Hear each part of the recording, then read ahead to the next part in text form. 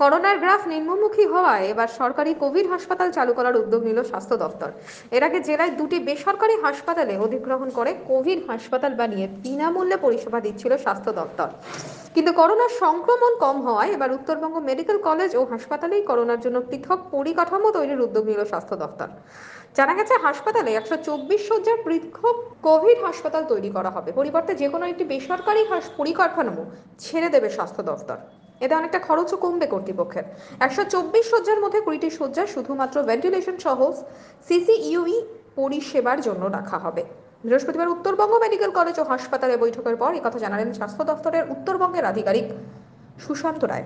করেছিলেন তৎকালীন 1465 কোটি টাকা প্ল্যানিং থেকে তিনি স্যাংশন করিয়ে রেখেছিলেন এবং উপরাষ্ট্রপতি হামিদ আনসারিজি এসেছিলেন।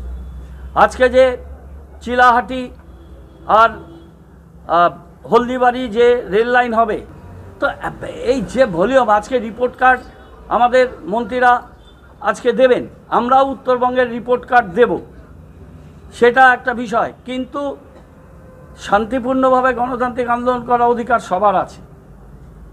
এটা কি শান্তির নমুনা? এটা গণতন্ত্রের নমুনা? এটা গণতান্ত্রিক আন্দোলনের নমুনা? এই অগণতান্ত্রিক আন্দোলন আমরা গণতান্ত্রিক পদ্ধতিতে মানুষকে নিয়ে মোকাবিলা করব। এই যে অশান্তি, সেটাকে আমরা শান্তি দিয়ে মোকাবিলা করব। এই যে অশান্তি, সেই অশান্তিকে আমরা শান্তি দিয়ে মোকাবিলা করব। আমরা গান্ধিয়ান ফিলোসফিতে বিশ্বাস করি। আমরা মনে করি দেশের মানুষের তাদের বাক স্বাধীনতা থাকা উচিত। তাদের মৌলিক স্বাধীনতাগুলোকে আজকে কার্টেল করা হচ্ছে। তারা সমস্তটাই তাদের নির্দিষ্ট পথে চলতে হবে। সেটা ভারতবর্ষের অন্তরাত্মার ডাক নয়। এক দেশ, এক জাতি, এক নেতা আর বিরোধী শূন্য ভারতবর্ষ।